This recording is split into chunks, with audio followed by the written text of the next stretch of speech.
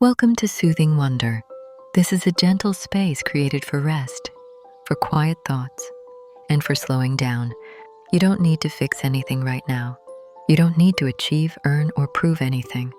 Just allow yourself to be here. As you listen, let your body soften, let your breathing slow, and let today gently fade into the background. You are safe. You are allowed to rest. Let's begin. There is a subtle, almost unspoken rule in the way we live our lives: stillness. When it is chosen, is often regarded as something almost wrong. Even when our bodies ache for pause, even when our minds long for quiet, we feel a subtle pressure, a whisper from within, or perhaps from the world around us, that rest must be earned. We grow up in a culture that measures worth by output, that celebrates productivity and applauds busyness. From a very young age, the connection between action and approval is reinforced. A child who colors a picture neatly may receive praise, while the one who sits quietly, watching, may be overlooked. This subtle conditioning over years shapes a mind that hesitates at rest, that equates stillness with laziness or guilt. Rest, therefore, often feels illegal. It is a stolen luxury, an indulgence we feel we must justify. Perhaps this comes from the endless narratives of effort and achievement woven into our culture, the story that if you are not doing, you are not being. Even as adults, this persists. Every day, we encounter reminders, social media feeds overflowing with accomplishments, colleagues highlighting deadlines met, friends boasting of endless schedules filled with activity. Quiet moments are framed not as opportunities for reflection, but as empty gaps that demand filling. Our nervous system, conditioned over years, tenses in these gaps. The body senses unease even when nothing is wrong. It is an invisible tension, an internalized script telling us, you should be doing something.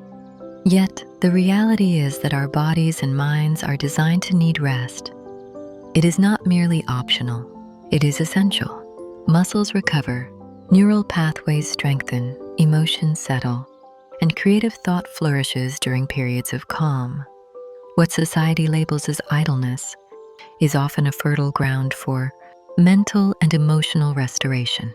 Still, the friction between innate need and cultural expectation can be intense. This tension is why many of us experience rest guilt, a quiet, persistent discomfort whenever we pause, even for a few minutes, to understand why rest feels so precarious. It helps to look back at the early conditioning of our minds. Childhood is full of structured expectations. Even in play, achievement is rewarded, the puzzle completed, the page colored, the game won. Passivity, observation, or contemplation is rarely recognized with the same enthusiasm. When we transition into adulthood, the patterns established in those formative years persist. We are primed to associate worth with visible action. Consequently, rest is not neutral. It is fraught with internalized judgment. Even when the world grants permission, the internal voice may protest. Consider a quiet evening at home. Perhaps you have a cup of tea, a book, or simply a few minutes to yourself. Immediately, your mind might wander, what tasks remain undone? What could I be accomplishing right now? The very notion of pause is intercepted by mental checklists. A subtle sense of urgency, a feeling that time is slipping by unused. This is the guilt loop in action. It is subtle, pervasive, and often invisible to others. The irony is that rest, when approached with this internal conflict, becomes less restorative. Our bodies may be physically still, but the mind remains restless, circling tasks and obligations. This is why learning to rest requires more than a permission slip. It requires an understanding of the patterns that make rest uncomfortable. Recognizing these patterns is the first step. Notice the whisper of guilt. Notice the discomfort in stillness. Observe how even a brief pause can provoke anxiety. This observation is not judgment. It is awareness. Awareness allows us to see that the unease is conditioned, not inherent. It is a response learned over decades, reinforced by culture, upbringing, and social expectation.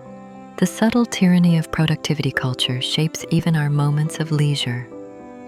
We often measure vacation in output, how many things we see, how many experiences we collect, how efficiently we use free time. The inherent value of doing nothing is invisible to the metrics we unconsciously uphold. In this framework, rest is transactional. It must lead to something, teach something, produce something. The joy of simply existing is foreign, even uncomfortable. And yet, it is precisely in the unmeasured moments, the hours spent gazing out a window, the quiet minutes before sleep, the soft exhale after completing a task, that life's depth is experienced. These moments are where reflection, creativity, and emotional integration occur. They are where the nervous system recalibrates and where subtle healing takes place. Learning to recognize the value of these moments, despite the cultural emphasis on productivity, is essential. Many of us also experience what can be called activity as identity. We define ourselves by what we do.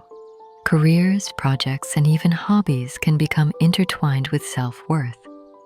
The question, "Who am I if I am not doing?" emerges quietly, often without conscious thought.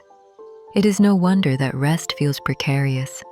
Pausing threatens not only routines but identity itself. To rest without earning it is to confront the assumption that value is equivalent to productivity, and that confrontation can feel destabilizing. In exploring why rest feels illegal, it is useful to consider the physiological responses to stillness. When conditioned to constant activity, the body and brain may misinterpret rest as a threat. The nervous system, tuned to action, triggers subtle fight-or-flight responses even in moments of safety. Heart rate may remain elevated, thoughts may race, muscles may tighten. These signals are not failures. They are the body reacting according to learned patterns. Understanding this allows for compassion. The unease does not mean that pause is wrong. It means that the body is adjusting to a new, unfamiliar mode of being. Gentle strategies can begin here. Simple acknowledgement of discomfort without judgment is a first step. Observing the sensations of unease, naming the internal dialogue, and recognizing its source in conditioning rather than reality can diffuse much of the tension. Pauses, even of 5 minutes, practiced with mindful attention, begin to retrain the mind and body. The more these moments are repeated, the more the internal system learns that stillness is safe, that value is inherent, and that worth does not require constant motion. Finally, understanding the illegality of rest is not about creating a prescription for endless activity or guilt-free idleness. It is about recognition, to see that culture, upbringing, and personal patterns have conflated action with worth is liberating. Liberation allows us to step into rest without negotiation, without justification, and without self-reproach. In this space, we begin to experience a new relationship with time, with being, and with ourselves. We discover that rest in its purest form is not theft, not laziness, but a profound act of self-care and affirmation.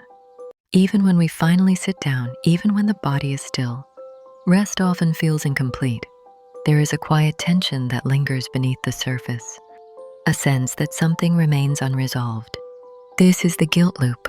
It does not shout, it whispers. It disguises itself as responsibility, ambition, or practicality, and it follows us into moments that are meant to be restorative. The guilt loop often begins before rest even starts. We tell ourselves, "I'll rest after I finish this one thing." Then that one thing becomes 2, then 5, then tomorrow. Rest is postponed repeatedly, always placed just beyond reach. When it does arrive, it feels rushed, stolen, or conditional. The mind stays alert, scanning for unfinished tasks, replaying obligations, calculating lost time. This loop is deeply reinforced by modern life. We live in a world where visibility equals value.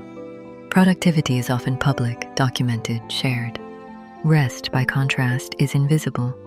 No one applauds a quiet afternoon. No metric rewards a calm nervous system.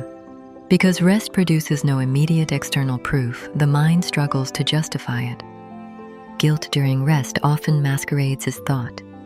I should be doing something useful. I'm falling behind.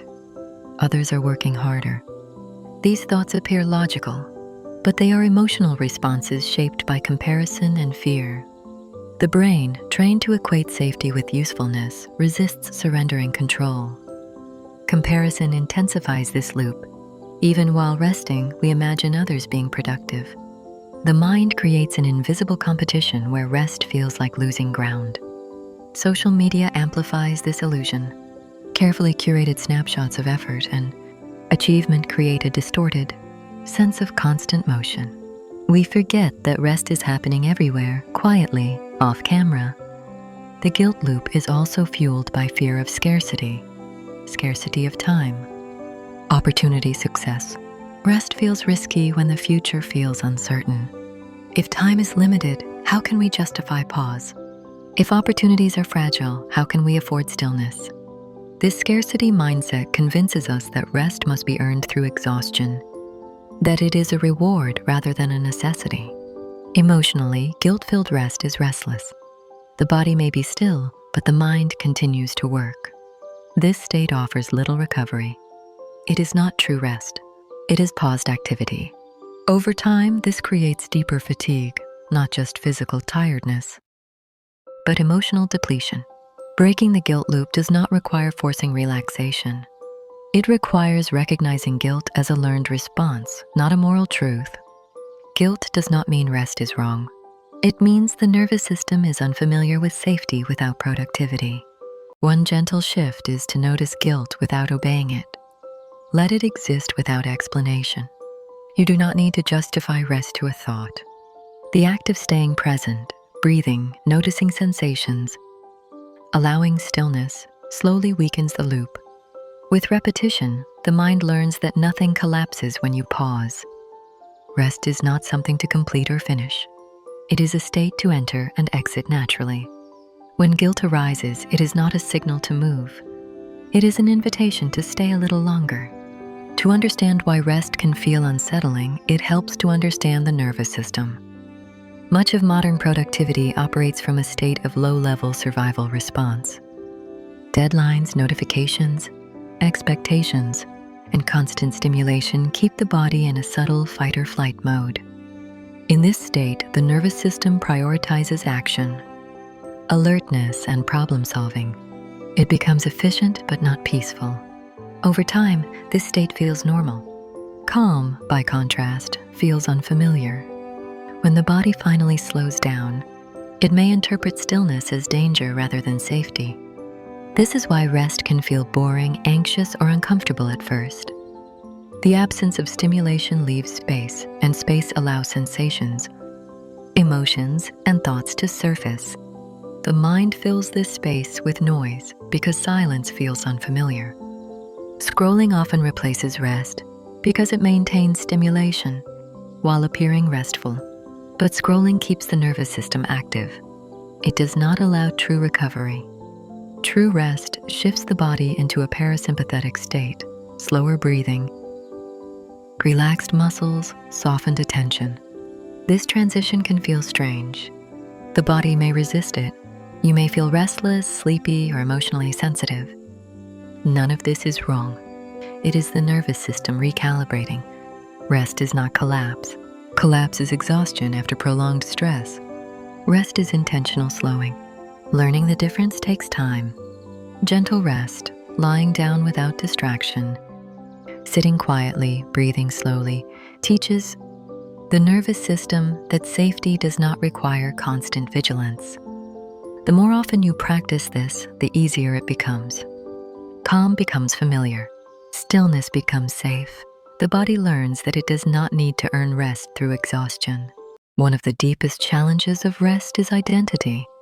When productivity defines value, rest feels like disappearance. Who are you if you are not useful, efficient, or impressive? This question is often unspoken, but it shapes behavior powerfully. Many people fear rest not because of laziness, but because rest strips away roles. Without tasks, titles, or achievements, we are left with presence. Presence can feel exposed. There is nothing to hide behind, no output to justify existence. This is why rest can trigger discomfort or sadness. It invites us to confront the idea that worth must be proven. But worth is not created by doing. It exists before effort. Children know this instinctively. They rest freely. They play, pause, observe. Over time, this knowing is replaced by performance. Relearning rest is also relearning self-worth. It is allowing yourself to exist without explanation, to take up space without contributing, to be alive without producing. This does not diminish ambition or creativity. It grounds them. When identity is no longer dependent on output, effort becomes choice rather than obligation. Rest reveals that you are more than what you do. You are sensation, awareness, breath, being. This realization is quiet but profound. Learning to rest is a practice, not a switch. It begins with permission, not granted by productivity, but by presence. Gentle rest does not demand long hours or perfect calm. It can be small, 5 minutes of stillness, a pause between tasks, a breath taken slowly. Rest does not need to feel good to be good. Some days it will feel neutral, some days uncomfortable. That does not mean it isn't working. Release the idea that rest must fix everything. Rest is not a solution. It is a relationship, one built slowly, patiently, without force. Let rest exist without purpose, without outcome, without justification. This is where true restoration begins. You do not need to earn rest. You do not need to deserve it. You are allowed to pause simply because you are human. And in this permission, something softens. The body exhales. The mind loosens its grip. Being becomes enough. Thank you for spending this quiet time with soothing wonder. If your eyes are already closed, there is nothing more you need to do. And if you are still awake, feel free to return whenever you need calm, gentle words, or a peaceful place to rest. Until next time, sleep softly and rest well.